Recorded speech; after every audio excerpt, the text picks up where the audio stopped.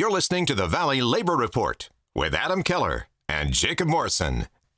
We spent a long time, longer than I thought we would, but I think it's good. I think it's good stuff, on the inoculation, on like what you can expect from the manager during a union campaign. You've made it through the union campaign. You have won. You are a union.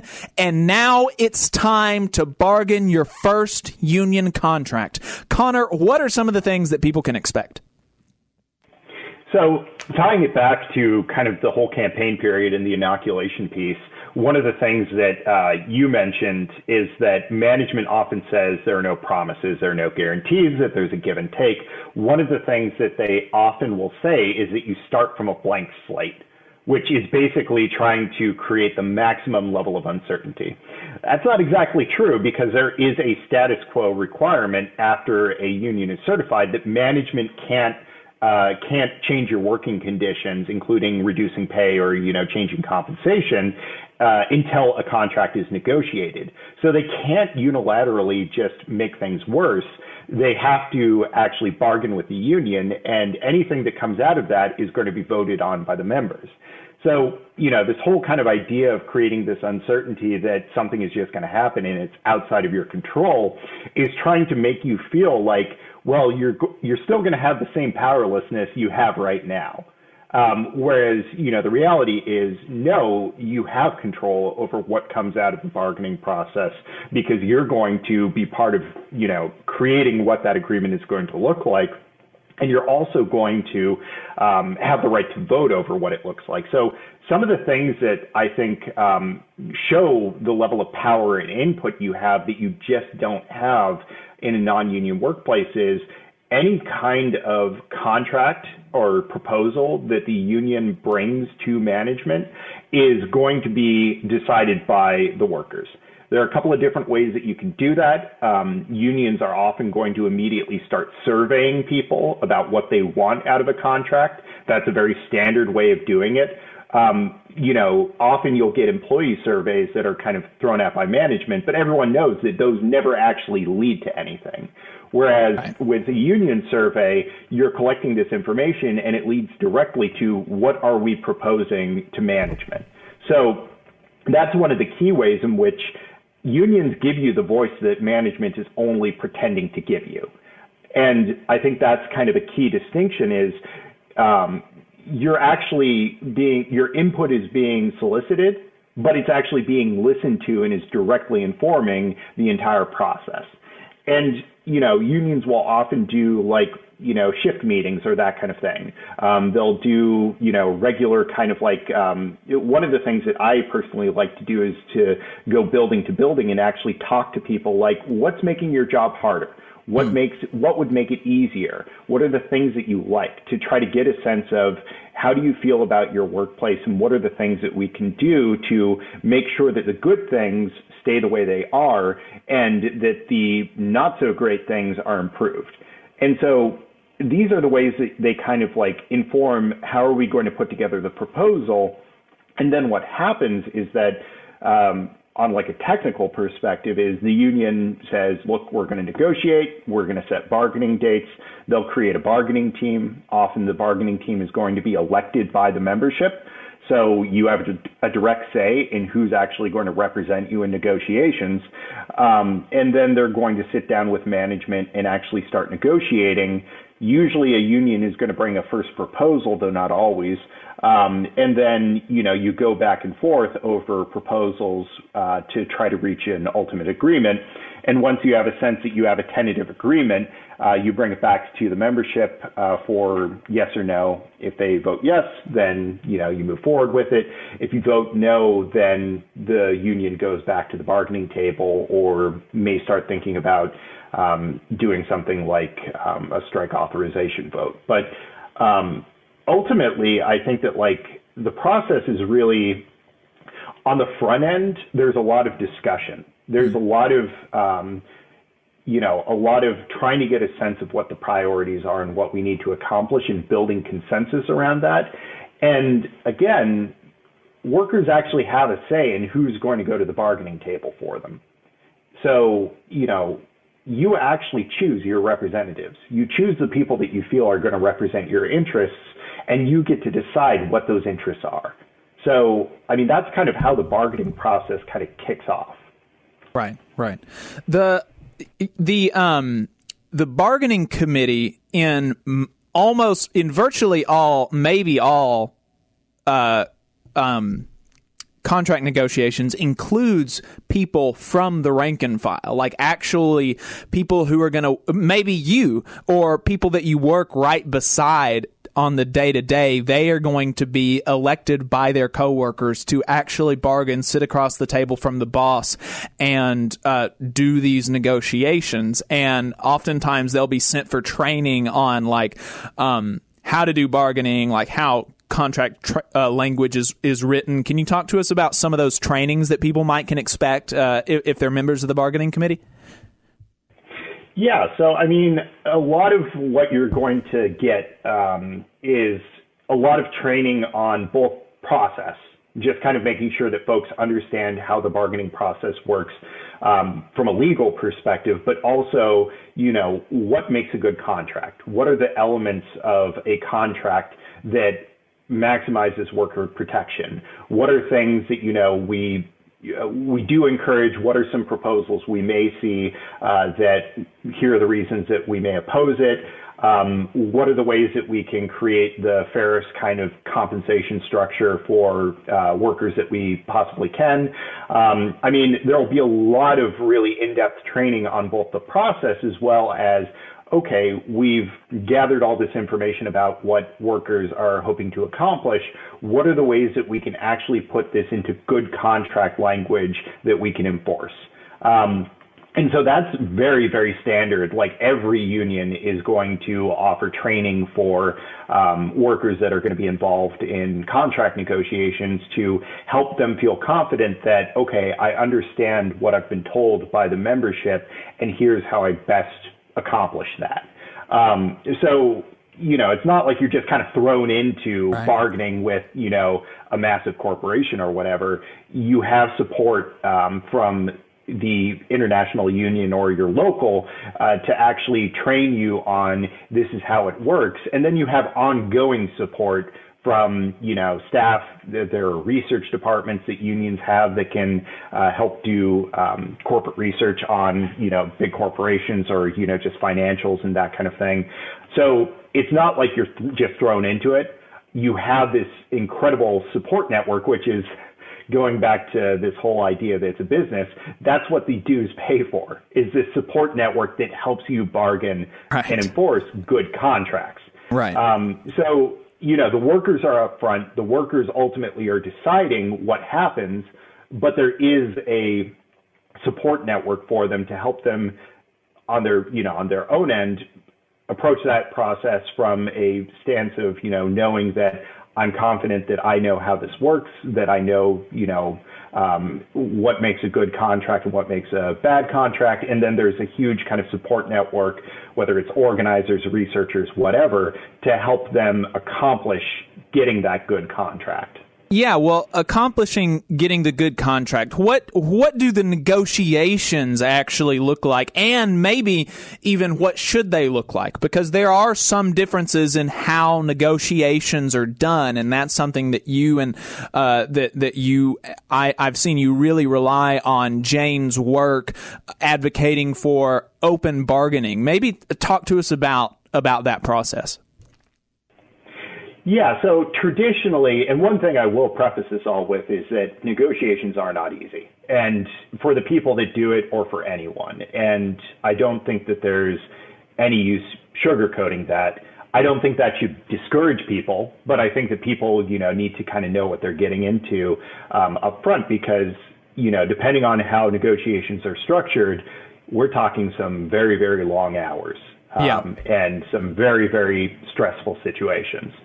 As far as kind of the process, one of the things that unions have traditionally done is a very kind of closed bargaining process where you have a limited team that negotiates with management, and updates to the membership are not necessarily that informative.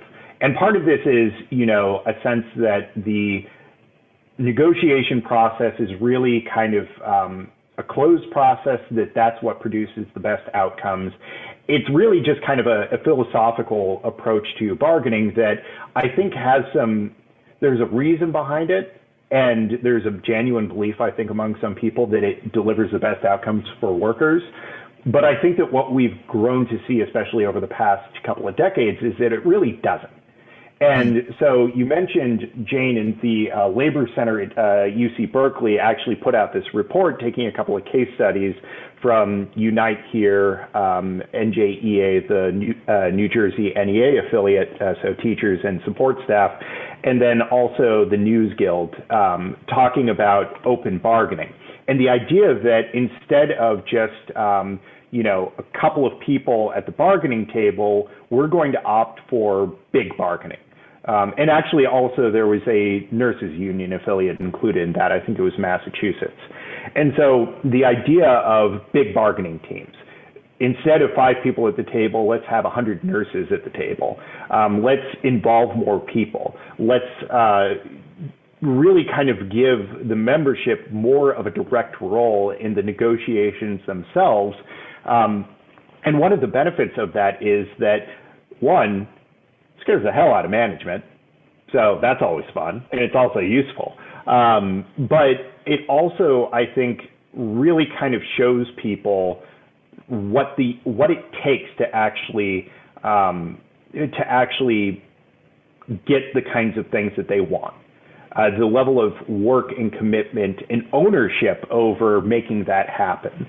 And I think that one of the things that is also a huge advantage of opening up the bargaining process is I've lost count of the number of people that really kind of they understood the need for the union, but they ultimately thought that okay, well, this manager isn't that bad of a guy. He really has our best interests at heart. This should be an easy process. We're just going to talk and we're going to come to an agreement.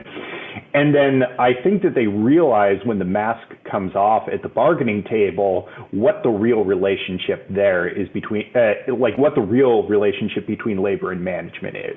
And so it's a really eye-opening experience for a lot of workers to actually be exposed to, this is what management actually thinks about me and about my role in the workplace. And so I think that one of the things that I often kind of say, there's a kind of fear of that proposal kind of getting out there. And one of the things that I really kind of put to bargaining teams is every single thing that you propose, you can defend.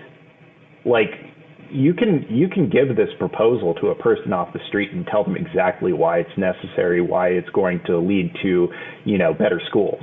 So why be scared of owning that and making clear that taking on the mantle of we're fighting for better schools, better workplaces, we're fighting for all of the things that the community should want. And I think that, that could be extended to pretty much any workplace, that we're the ones actually fighting for making this a better workplace, a better enterprise, a better newsroom, whatever, a better hospital.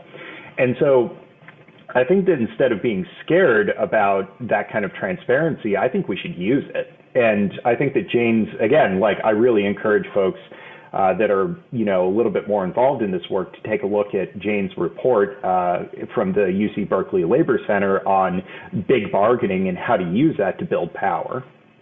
Yeah, I agree, and I've really enjoyed. I've really gotten a lot from those kind of reports. I think they're, I think that they're really useful, and I think that there's, you mentioned that there's a genuine kind of belief that closed bargaining might get the best results.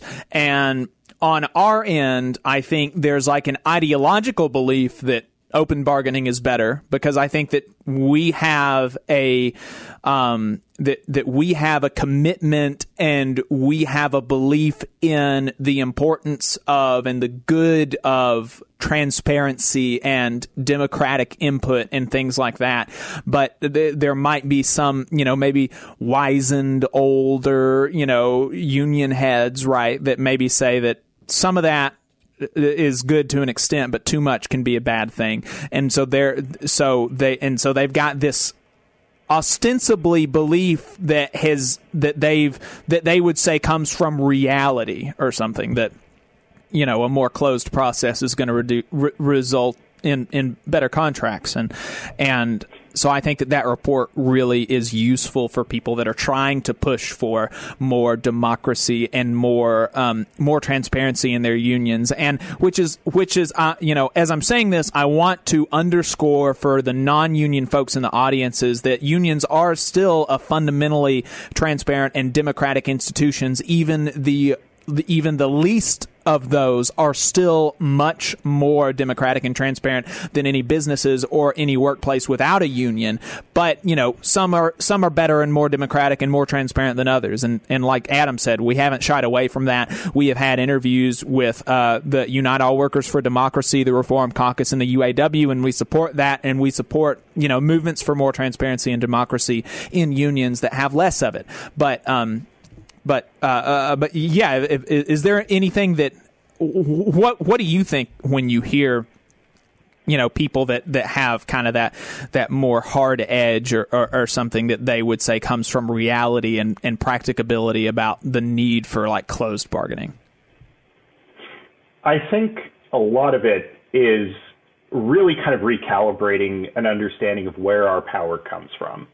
And I think that there's become, over the years, a reliance on process, a reliance on the law, a reliance on, you know, how bargaining works in a technical sense, and navigating that through kind of like the very well-trained bargaining team, and that has the expertise, and they know how to, you know, to navigate this process. And so it becomes a question of expertise kind of navigating this very bureaucratic process that I think that if you take a step back, pretty much every unionist is going to admit that process is rigged against us. And so I think that really it's a question of understanding that that process is rigged against us. No matter how well we navigate it, it is going to limit the outcomes that we're able to achieve. And so our best hope is of understanding where our power comes from is from an engaged rank and file, and understanding that realistically, we're going to use the process when the process will help us get what we want, and we're going to bend or break the process when the process doesn't get us what we want. And we need to take a much more flexible, I think, approach to either pushing, I'll leave it for legal reasons. I'll say leaving it at pushing the law in the right direction, to kind of make sure that ultimately the process is only as good as it serves the interests of the workers. And if it's not serving the interests of the workers, then maybe we need to change that process. And so I think it's really just kind of recalibrating an understanding of where does our power ultimately come from? Right. And if we understand that we're just managing, you know, we're managing the decline in the process we have right now, both in bargaining and in union organizing, we're managing decline. And so ultimately what we have to look at is how do we make this process work for us? And the only way to do that is to draw on the only source of power that unions have, which is engaged workers. And so I think that's really like the fundamental, one of the things I recently put to a union local that's been having trouble in bargaining for a number of years against a really, you know, aggressive employer is, and they're opting for a different approach to this contract, is the only way to change the outcomes is to change the approach. And I understand that it's risky, but at the same time, there are some hard limits on what you're ever going to be able to achieve if you keep doing the same thing over and over. Right. And so you're not going to get worse this way, and this is the only way to be able to get something much more transformative. And I know Jane is big on this because it's all about raising expectations for what you can achieve, but also putting some power behind that so you actually can achieve those expectations. Right. And that's, you know, that ties into one of the things that the boss is going to say against a union is they're going to try to third party it. They're going to try to make it like the union is something separate from you that does or doesn't do things for or to you. And that is a fundamental misunderstanding of what unions are, because unions are the membership. And this is something that even sometimes union representatives can get wrong, and they will third party themselves, and they will see themselves as separate from the workers and as part of an organization that will service the workers. But they're wrong, because their ability to do anything for the workers, quote unquote, where does it come from? Where does management's willingness to give in to even union representatives that see themselves as separate from the workers? Where does that come from? It comes from the workers. It comes from the degree to which management fears worker power. And so, even if there are union stewards or representatives out there that see themselves as a third party, I mean, they're just simply wrong. All of their power comes from their membership, whether they or the membership know it or not. But the boss certainly does. And they don't want you to know it. Yeah, I think that that's a really important point, that ultimately, even with these kinds of approaches that are a little bit more disconnected from the rank and file, the boss knows where that power comes from, even when we forget it. If you want to see what we're up to throughout the week and get our snide quips about the news of the day, then you should follow us on social media. We are on Facebook at facebook.com/The Valley Labor Report. We are on Twitter at Labor Reporters. I'm on Twitter at JacobM_AL. And if you missed part of the show and want to watch it later, you can go to YouTube at The Valley Labor Report. We also upload the program on more than 11 different podcasting apps, so you can find us on your listening platform of choice at thevalleylaborreport.transistor.fm/subscribe. We have a website where you can buy our hats and stickers. Somebody accidentally bought too many, so we thought we were out, but we've got 2 more that were returned. So if you still want a hat, we've got 2 more left. That is thevalleylaborreport.org. And the best way that you can support the show is by throwing us a couple dollars a month on patreon.com/The Valley Labor Report.